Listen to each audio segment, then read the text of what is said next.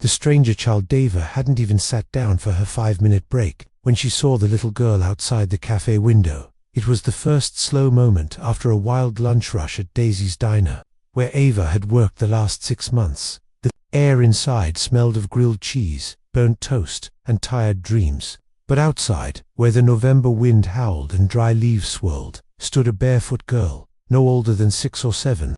She was wearing a dirty purple dress, her thin arms crossed against the cold. Her blonde hair was messy, and her cheeks were sunken like she hadn't eaten in days. Ava blinked. The girl just stood there, staring straight at her dot, not at the food, not at the menu hanging inside. At her dot, something about the girl's gaze gave Ava goosebumps, not because it was scary, because it felt familiar. She quickly dropped her notepad on the counter and stepped outside. "Hey, sweetie," Ava said gently. "Are you lost?" The girl didn't answer. Her eyes darted behind Ava to the warm diner. She licked her lips, then looked away like she wasn't allowed to want anything. "You hungry?" The girl nodded slowly. Ava didn't think twice. She ran back inside, past the fry station and her locker in the back. She grabbed the sandwich she had packed for herself that morning, turkey and cheese, wrapped in foil.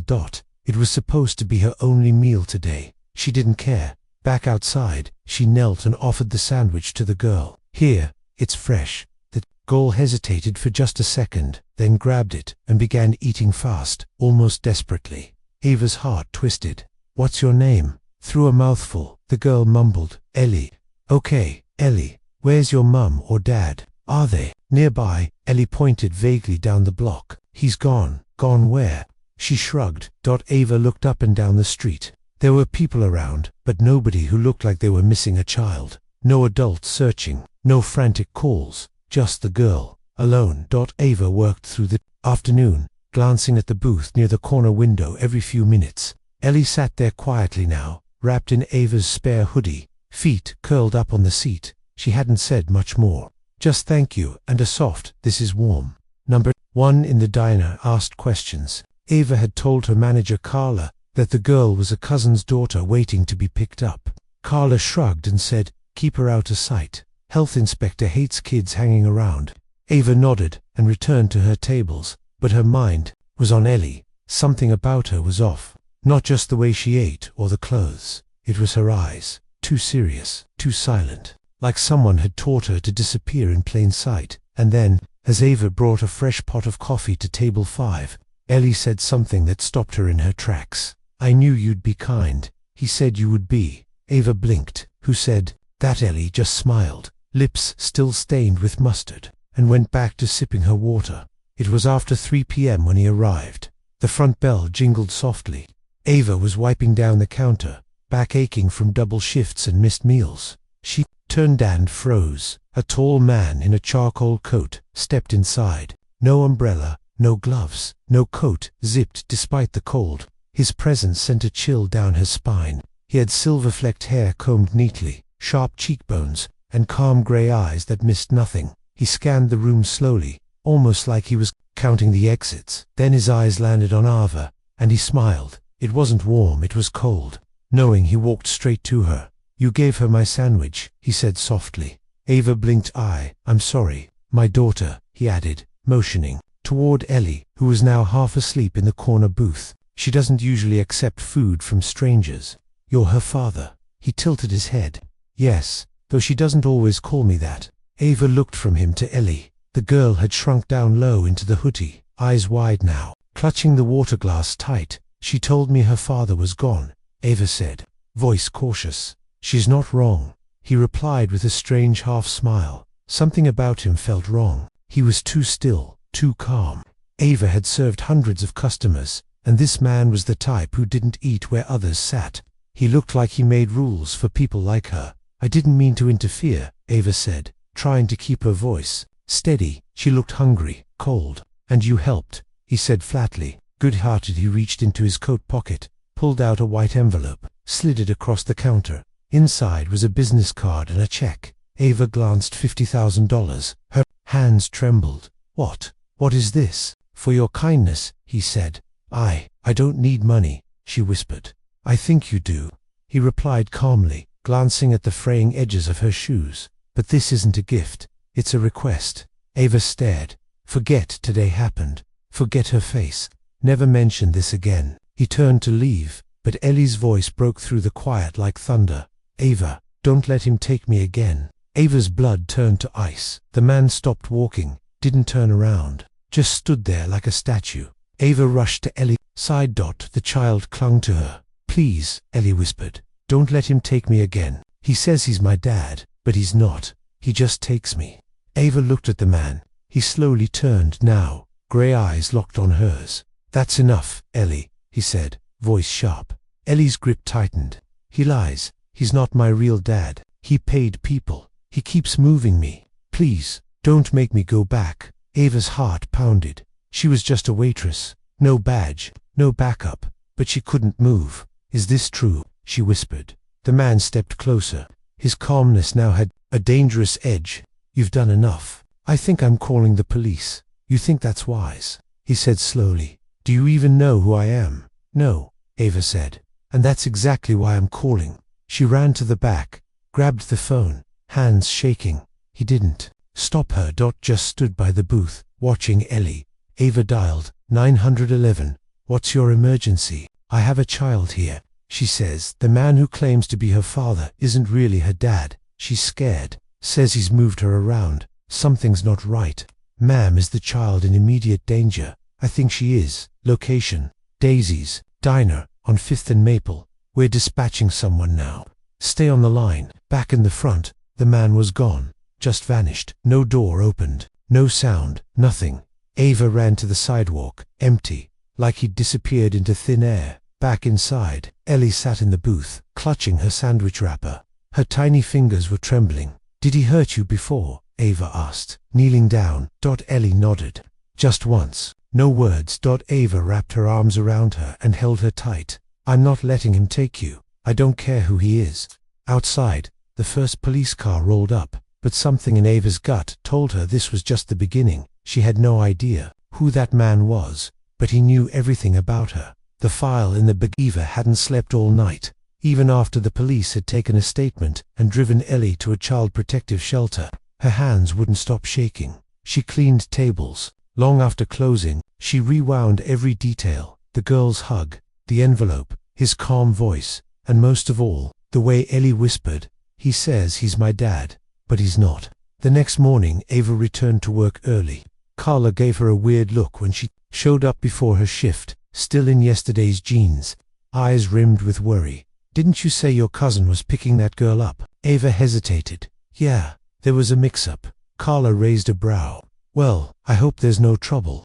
That guy she left with looked rich and angry. Ava stopped mid-step. What do you mean? Carla shrugged. Tall, cold-looking man, in a suit, came in late last night, said he was her legal guardian, showed the officer some documents. They handed her over. Ava's stomach dropped. No, she whispered. That can't be right. Ava rushed to the police station, but they had no record of the child being formally taken in. She was never processed, the officer told her. Apparently, she was claimed on-site by a private party with legal custody. Judge-approved paperwork. Happens more than you think. But, she said he wasn't her father. She begged me not to let him take her. Do you have proof of that? No, Ava paused. I mean, I called you. You recorded the call. We record emergencies. Yes, but unless you can prove abuse or foul play, there's nothing we can pursue. Ava stared blankly. The man hadn't just vanished. He erased his tracks. Back home in her tiny apartment, Ava pulled the envelope he had left from under her mattress. She hadn't touched the check. It still felt like blood money. She opened the plain white business card again. Daniel Thornwell.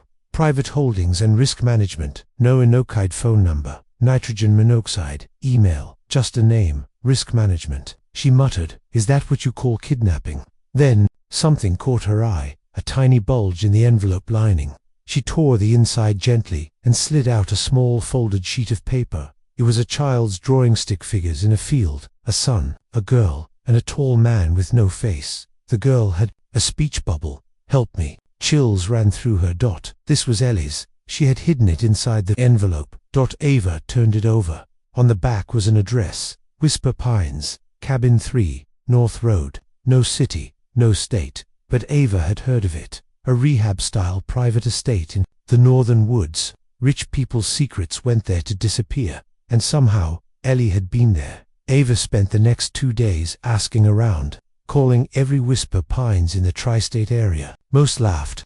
Some didn't exist anymore. Then, on the 3rd day, she got a break. A retired mailman named Rick answered a classified ad Ava posted, offering cash for directions to a Whisper Pines he used to deliver to in the mountains. Private road, lots of weird rules, he said. Real secretive place. Bingo. Ava lied to her boss and said she had a family emergency. She packed a bag, grabbed pepper spray, drawing, and took the next bus north. She had no real plan, only one goal: find Ellie. It took 4 buses, a hitched ride, and a 6-mile hike. But by nightfall, Ava stood before the rusted gate of Whisper Pines Retreat and Estate. A faded wooden sign said, "Private property, no entry without appointment." The woods behind the gate were thick and silent. Beyond them, a narrow gravel road disappeared into the dark. Ava adjusted her backpack and slipped through a gap in the fence. Cabin 3 was listed on the map she found nailed to a tree half-mile in, next to the creek. She moved quickly, staying off the main trail. When she reached the cabin, her heart stopped. It was dark, but there was a light flickering in the back window. She crept closer, boots crunching quietly. Through the glass, she saw movement, a shadow, then a girl, blonde hair, purple, HOODIE. Ellie. Before she could react, a man stepped into view. Not Daniel Thornwell, someone else, bald, thick arms, guard type. He grabbed Ellie's arm and pulled her roughly away from the window. Ava's heart flipped. They had her. She moved back into the trees and waited for night to deepen. At 2:14 a.m., Ava crept to the back window with a rock in her hand. She tapped it gently. Seconds passed. Then Ellie's face appeared at the glass. Ava whispered, "It's me. I'm getting you out." The girl's lip trembled. "They said you left me." "Never." Ava slid open the window slowly. "Come on." But the moment Ellie started climbing through, the door burst open behind them. A floodlight hit Ava's face. "Stop." They ran, through the trees, down the gravel, thorns tearing at Ava's arms. A man shouted behind them. Ellie cried, "I can't run fast." Ava lifted her in her arms and pushed harder, lungs burning. The gravel turned to dirt.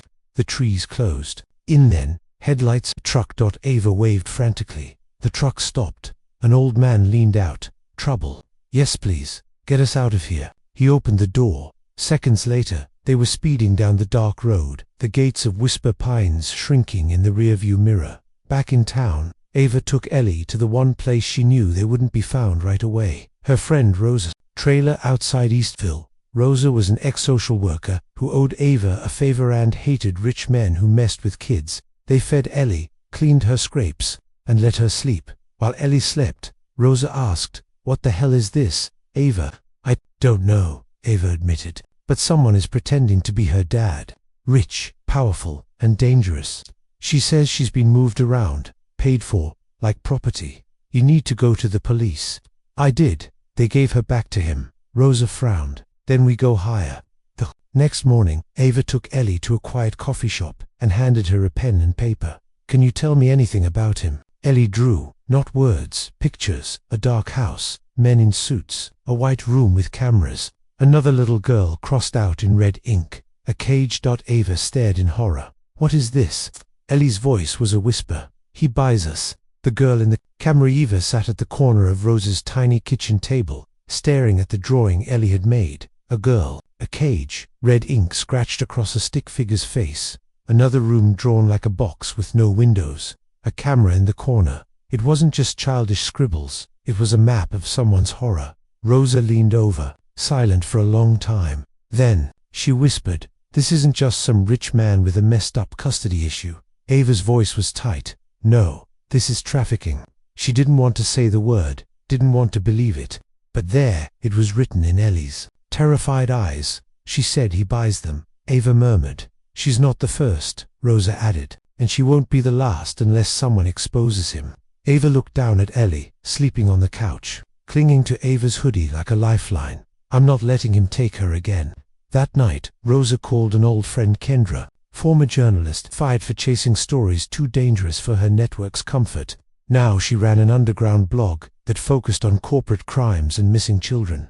Kendra showed up the next morning in a beat-up Jeep, laptop in hand, and fire in her eyes. "I've heard of Daniel Thornwell," she said before even sitting down. "Private security firm, richer than sin. Has his hands in 100 shadow companies. But the scary part, he doesn't exist in any public records before 2012. He just appeared." Ava's blood ran cold, like he was made. Kendra nodded. "Or protected. There are whispers. Black market adoptions, off-the-books rehabilitation centers. Whisper Pines shows up in old allegations, but none stuck." "I've been there," Ava said. "I saw what they did to her." Kendra tapped her keys rapidly. "Then let's show the world. Step 1. Go back to Whisper Pines, this time with proof." Kendra's plan was risky. She would distract the guards with a fake delivery ID, posing as an assistant to a missing child's parent. Meanwhile, Ava would sneak around back and try to access the cabin Ellie escaped from cabin 3, and hopefully recover something. Files, photos, footage. They borrowed Rosa's old minivan, swapped plates, and drove back through the mountains. Under the cover of night, Ava's hands didn't stop shaking the entire time. "If something happens," she whispered to Kendra, "promise me you'll get Ellie out." "You're not dying tonight, Waitress," Kendra said with a grin. "You're saving someone." At exactly 1:45 a.m., Kendra pulled up to the main gate of Whisper Pines. A guard stepped out, bald, built like a refrigerator. She smiled brightly and waved a clipboard. "Hi, I've got an urgent courier drop for Mr. Thornwell. He's expecting it. Legal documents from Vancouver." The guard frowned. "There's no drop on the schedule. It's private." He said to give it to him. Only, while he argued, Ava ducked from the van's back seat and slipped into the woods. This time she wore black, running shoes, gloves. She crept toward cabin 3 with nothing but a flashlight, pepper spray, and her heart pounding like a drum in her ears. She reached the back door, locked. She pulled out a metal nail file Kendra had handed her earlier. "Twist and jiggle," she had said, "like a car key with arthritis." Ava exhaled. Click. Click. The door creaked open. Inside, it smelled like bleach and old wood. The room looked recently cleaned, but Ava's instincts told her things had been moved, not removed. She scanned the room closet, drawers, floorboards.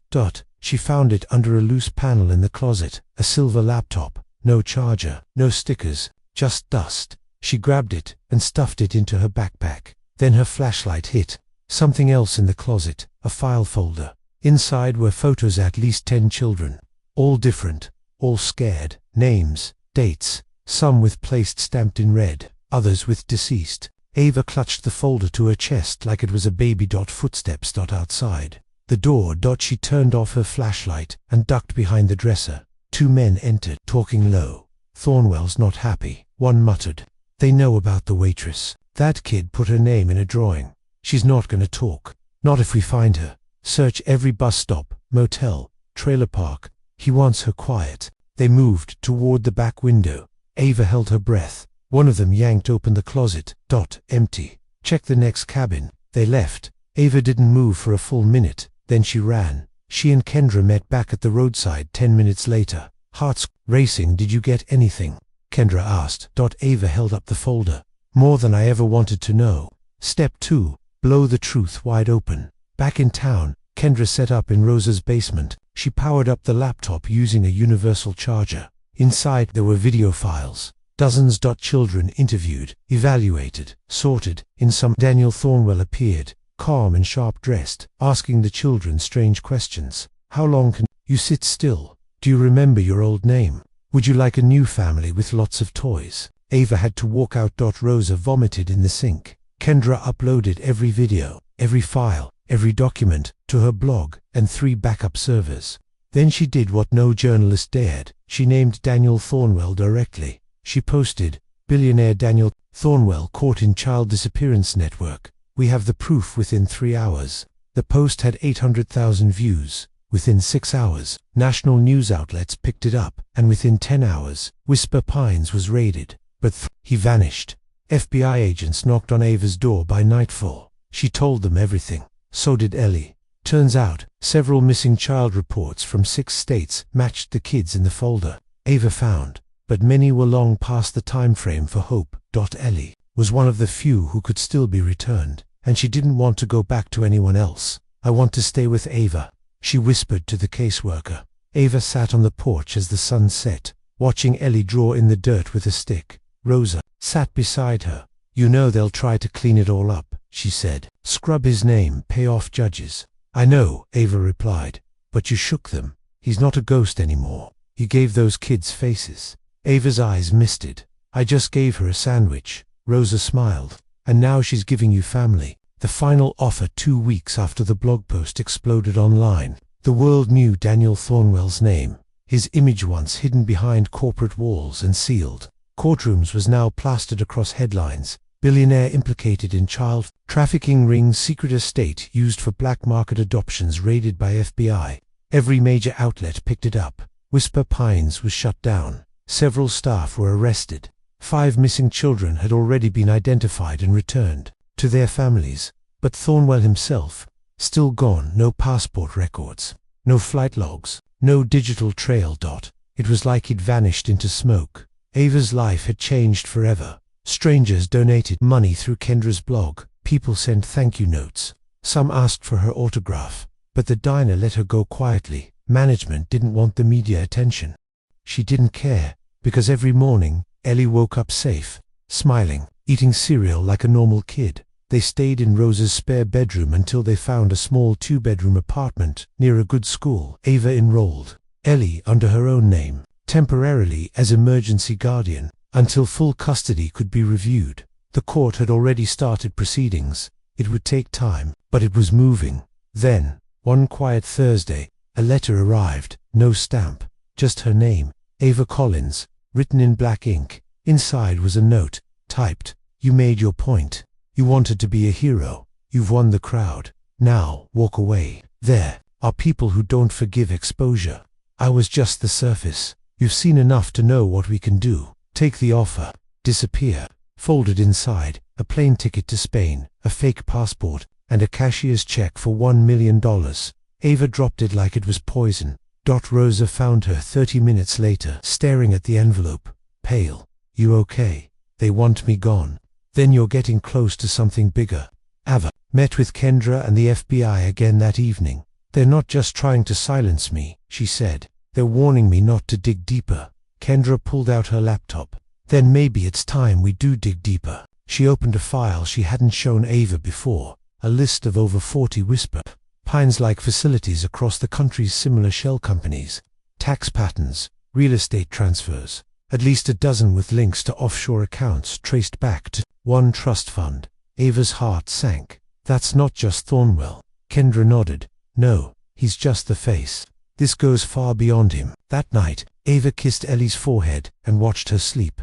The girl still clung to Ava's hoodie when she slept her anchor. Ava sat in the dark, holding the check and the passport. She could run, take the money, be safe, or she could finish what she started. 3 days later, Ava agreed to go public, not just anonymously, live on camera. In her own voice, she sat down with a major news network. She told the whole story: how she met Ellie, what she saw at Whisper Pines, what she found in the folder, and what Thornwell offered her to stay quiet. The world was listening, because she wasn't just a witness now, she was a symbol. Backlash came fast. Her bank account was frozen. Online. Trolls flooded her inbox. 2 unknown men tried to follow her car home until Rosa pulled a shotgun and ran them off the property. But the floodgates had opened. More families came forward. More journalists joined the chase. Senators called for hearings. Thornwell's old business partners scrambled to delete emails. And, in the chaos a break, Interpol confirmed Thornwell had passed through Argentina under a false identity. The trail was fresh. Within 72 hours, he was caught in a private villa near the coast. He didn't resist arrest, didn't speak, he just smiled, like he knew it didn't end with him. 6 months later, Ava stood in a small courtroom, her hand trembling. As she signed the final document, the judge smiled warmly. "Congratulations, Ava. The adoption is official." Ellie, now 7, wrapped her arms around Ava's waist. "You're my real mum now," she whispered. Ava held her close. "No matter what happens," she said, "I'll always be that." Outside the courthouse, reporters waited. Cameras flashed, but Ava didn't speak. She had already said everything that needed saying. Instead, she took Ellie's hand and walked down the courthouse steps, free and unafraid. 1 year later, the world had moved on to new headlines, but Ava hadn't stopped. With the help of Kendra, she launched a foundation in Ellie's name, the Ellie Project, to track and expose shadow shelters and black market adoption rings around the world. They had already shut down 5 more. Ava still got threats, still had to look over her shoulder, but every time she thought of quitting, Ellie would slip her a note. Sometimes it was just a drawing, sometimes it was a sentence like, "You saved me. I feel happy now. Thank you for my second life." And Ava would remember, it started with a sandwich. Final line: sometimes the smallest act of kindness uncovers the darkest secrets and gives someone a life worth living.